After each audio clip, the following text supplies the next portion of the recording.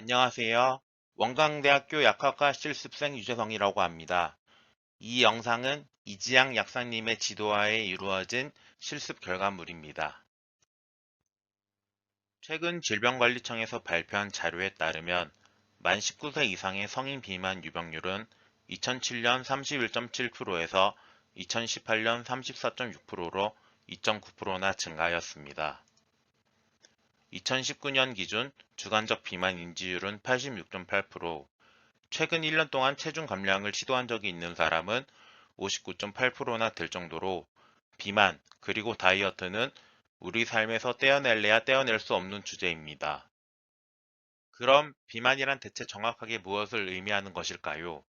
단순하게 체중이 많이 나간다고 비만일까요?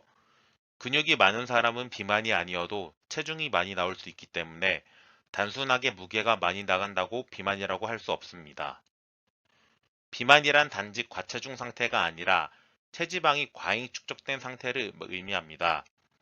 체중에 비례한 지방의 양에 기인한 것으로 신체 활동에 의해 소비된 칼로리보다 음식물을 통해 섭취한 칼로리가 많은 경우 여분의 칼로리가 지방 조직으로 바뀌어 몸속에 정상보다 많이 축적된 상태를 말합니다.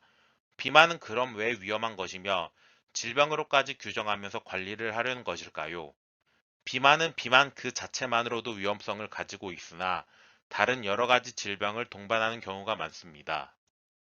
당뇨병, 고지혈증, 호흡장애, 관상동맥 질환, 고혈압 질환은 3배 가까이 발병률이 증가하며 암의 발병률 역시 2배 가까이 증가하게 됩니다. 또한 우울감, 자존감 저하 등등의 심리적인 문제로 이어지며 식이장애 및 신체 불만족 역시 빈번하게 동반됩니다. 비만은 이와 같이 신체적, 정신적, 심리적 및 사회적 건강 등 건강 전반에 걸쳐 부정적인 영향을 미치는 것으로 알려져 있기 때문에 적절한 치료가 필요한데요. 과연 어떤 식으로 치료해야 할까요? 다이어트에 대해 알기 위해서는 먼저 비만에 관여하는 호르몬에 관해 알 필요가 있습니다. 첫 번째로 알아볼 호르몬은 코르티솔입니다. 우리 몸이 스트레스와 같은 외부 자극을 받으면 몸에서는 이에 대응하기 위해 에너지를 필요로 하게 됩니다. 이때 체내에 에너지를 공급하기 위해 우리 몸의 간, 근육, 지방세포 등에서 몸의 에너지를 만들기 위해 비상 상황에 돌입하도록 명령을 내려주는 것이 코르티솔 호르몬의 역할입니다. 지방세포는 분해되어 지방산으로 공급되고 근육세포는 단백질을 분해하여 에너지로 사용되고 간에서는 저장 상태였던 글리코겐을 분해하여 당장 사용할 수 있는 에너지원인 포도당으로 변환하여 에너지를 필요로 하는 온몸의 세포들에게 공급하게 됩니다. 또한 이 에너지를 더더욱 빠르게 보내기 위해 피를 빠르게 보내주기 위해서 혈압이 증가하게 됩니다. 그렇다면 스트레스 호르몬인 코르티솔은 무조건 나쁜 호르몬인 걸까요? 그런 것은 아닙니다. 적당한 스트레스는 우리 몸에 에너지가 넘쳐서 잘 움직일 수 있게 해주며 긴장하게 해주고 긍정적인 영향을 주며 온몸의 호르몬 균형을 맞춰주는 긍정적인 역할을 하게 됩니다. 하지만 문제는 스트레스가 만성적인 상황이 될 때가 문제가 됩니다. 코르티솔 농도는 그래프와 같이 이른 아침에 증가하고 저녁에 떨어지는 주기를 갖고 있습니다. 오전 7시에서 8시 사이에 피크를 보이고 오후로 접어들면서 서서히 코르티솔의 농도가 하락하는 것이 정상입니다. 하지만 스트레스가 만성적인 상황에 놓이게 되면 이러한 일일 주기 리듬이 지켜지지 않고 코르티솔이 지속적으로 높아지게 되면서 내 몸이 24시간 내내 긴급한 상황에 놓이게 되니까 에너지를 빨리빨리 더더욱 많이 요구하게 되니까 특히 에너지 중에서 가장 좋은 에너지 공급원인 포도당을 더 많이 필요로 하게 되다 보니까 앞에서 언급했던 것처럼 간, 지방세포, 근육 등에서 혈액에서 필요한 포도당을 더더욱 많이 만들어내게 됩니다. 실제로 우리 몸은 에너지가 부족한 상황이 아님에도 뇌에서는 호르몬 때문에 에너지가 부족한 긴급한 상황이라고 인식하기 때문에 자연스럽게 에너지를 만들어내기 위해 식욕이 엄청나게 땡기게 됩니다. 그렇게 되면 우리 몸이 긴급 상황이라고 인식해서 에너지원인 포도당을 혈액 내에 과량으로 만들어내는데 실제로는 이 에너지를 사용할 만큼의 긴급 상황이 아니므로 에너지를 거의 사용하지 않게 됩니다. 남은 대부분의 잉여 에너지원은 모두 지방으로 저장되기 때문에 이는 비만으로 이어지게 됩니다. 또한 에너지원을 만들어내는 과정에서 혈액에 과량 생성된 포도당은 혈당 수치를 올리기 때문에 당뇨로 이어지고, 혈액에 많아진 지방산은 고지혈증으로, 혈액을 빠르게 공급하기 위해 혈압을 올려줬던 것은 고혈압으로 이어지는 등등 합병증으로 이어지게 됩니다. 또한 코르티솔이 고농도로 유지하게 되면은 다른 호르몬의 균형에도 영향을 끼치게 됩니다. 대표적으로 코르티솔은 식욕을 촉진시키는 호르몬이므로 이 작용을 계속해서 수행시키기 위해 식욕을 억제하는 작용을 하는 렙틴 호르몬의 분비를 억제하게 됩니다. 또 렙틴 호르몬의 분비에 문제가 생기게 되면 그와 기량작용을 하는 그렐린 호르몬의 분비에도 영향을 끼쳐 호르몬 균형에 문제가 생기게 됩니다. 그럼 렙틴 호르몬과 그렐린 호르몬은 대체 정확하게 어떤 역할을 하며 우리 몸에 왜 필요한 것일까요? 그렐린은 식욕을 촉진시키는 호르몬으로 위가 비었을 때 위에서 분비되어 시상하부에 작용하여 식욕을 돋구는 작용을 하는 호르몬입니다. 이 그렐린 호르몬이 과도하게 분비되면 사람의 의지로는 자제할 수 없을 정도로 식욕이 과도하게 땡기게 되어 폭식을 하게 됩니다. 그렐린의 혈중 농도는 금식 시 혹은 식전에 가장 높으며 식후 수시간 이내에 급격하게 저하됩니다. 또한 그래프를 통해 알 수 있듯이 새벽 1시쯤 그래프가 고점을 찍음을 알 수 있는데, 이 때문에 우리가 식욕을 느껴서 야식을 찾게 되는 것입니다. 오랜 시간 굶어서 살을 빼는 이른바 단식 다이어트 이후에 과도하게 식욕이 땡겨서 폭식한 경험이 다들 있지 않으신가요? 이는 그렐린 호르몬의 영향 때문입니다. 평소라면 위 그래프처럼 특정 시간대에만 그렐린의 혈중 농도가 높아지겠지만, 계속하여 굶게 되면 위가 텅텅 비어 자연스럽게 그렐린을 고농도로 분비하기 때문에 식욕이 땡길 수밖에 없게 됩니다. 따라서 내가 다이어트를 위해서 체중 감량을 위해 억지로 굶으면서 살을 뺄 경우 우리 몸은 식욕을 높여서 다시 체중이 원래대로 돌아가게 하기 위한 호르몬 환경을 만들어서 요요 현상이 찾아오도록 하는 것입니다. 렙틴은 포만감을 느끼게 하는 호르몬이며 배고픔을 억제하여 인체의 에너지 균형을 조절하는 것을 돕는 역할을 합니다. 지방세포로부터 분비되어 시상하부의 수용체에 작용하며 식욕을 억제시키고 에너지 소비를 증가시키는 역할을 합니다.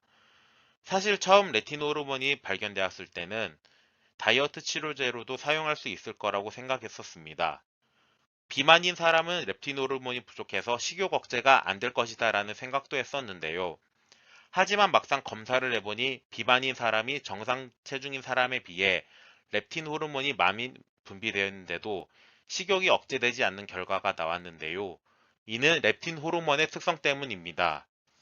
렙틴 호르몬이 내성이 잘 생겨서 우리 몸의 수용체가 이를 무시해버리는 렙틴 저항성이라는 현상이 발생하게 됩니다.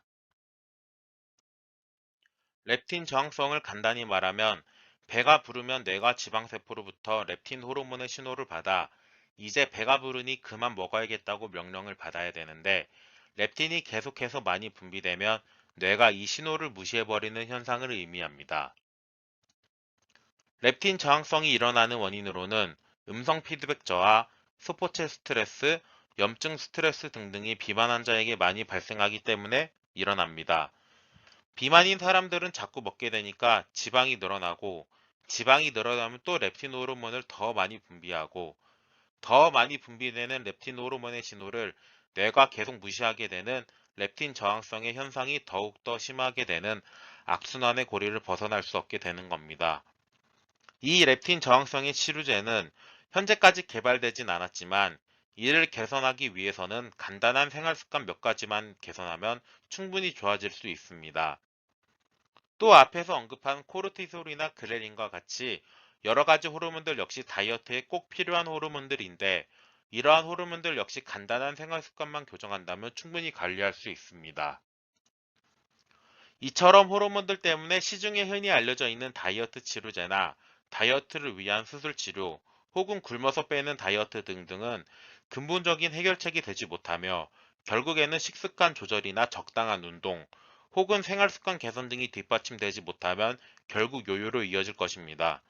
그렇다면 이러한 호르몬들의 균형을 조절하기 위해서는 어떠한 것들을 개선해야 할까요? 사실 PPT에 나온 것과 같이 여러 가지 생활 습관을 모두 한 번에 개선할 수 있다면 정말 좋지만 현실적으로 이 모든 것을 한 번에 개선하는 것이 힘들다는 것은 우리 모두가 알고 있습니다. 또한 나와 있는 항목들은 평소에도 모두 우리가 많이 들어본 생활 습관이기 때문에 저는 이 중에서 우선적으로 실행할 항목 두 가지 정도만 추천드리고 왜 그걸 실행해야 하는지 논문에서 나온 실험을 통해 설명해 드리도록 하겠습니다. 첫 번째로 추천드리는 것은 8시간 이상 수면을 취하는 것입니다. 수면의 중요성을 증명하기 위해 다음과 같은 실험이 진행되었습니다. 무작위로 선정된 정상 성인 남녀를 대상으로 4일간 8시간 반의 정상 수면 시간 그룹과 4시간 만에 제한 수면 시간 그룹으로 진행하여 무작위 교차 비교 실험을 진행하였습니다. 주황색 그래프는 수면을 제한한 그룹이고 검은색 그래프는 충분한 수면을 취한 그룹입니다. 결과를 통해 알 수 있듯이 수면을 제한한 그룹이 충분한 수면을 취한 그룹에 비해 새벽 시간대에 식욕을 억제하는 렙틴의 분비는 감소한 반면 식욕을 촉진하는 그렐린과 코르티솔의 분비는 증가하는 것을 알 수 있었습니다. 또한 수면 시간을 제한한 그룹에서 상대적으로 과자 같은 음식으로 군것질을 더 많이 함을 알 수 있었습니다. 그렇기 때문에 식욕 조절을 위해서는 최소 8시간 이상의 충분한 수면이 필요하다는 것을 알 수 있습니다. 다음으로 추천드리는 것은 저녁보다 아침을 더 많이 먹기입니다. 이 생활 습관의 중요성을 위해 다음과 같은 실험이 진행되었습니다. 과체중인 비만 여성 93명을 대상으로 12주 동안 실험을 진행하였는데 하루 섭취 칼로리를 1400칼로리로 정한 후 두 그룹으로 나누어 한 그룹은 아침 700칼로리, 점심 500칼로리, 저녁 200칼로리로 먹게 하고 다른 그룹은 아침 200칼로리, 점심 500칼로리, 저녁 700칼로리로 먹게 했습니다. 검은색이 아침을 많이 먹은 그룹, 흰색이 저녁을 많이 먹은 그룹의 결과인데 저녁을 많이 먹은 그룹에 비해 아침을 많이 먹은 그룹이 눈에 띄게 확연하게 몸무게와 허리둘레가 감소했음을 알 수 있었습니다. 두 그룹 모두 다이어트 효과는 있었지만 아침형 그룹에서 확실히 눈에 띄게 유의미하게 다이어트에 효과가 있음을 알 수 있었습니다. 이 실험을 통해 아침을 많이 먹고 저녁을 적게 먹는 것이 중요함을 알 수 있었습니다. 영상의 출처는 다음과 같습니다.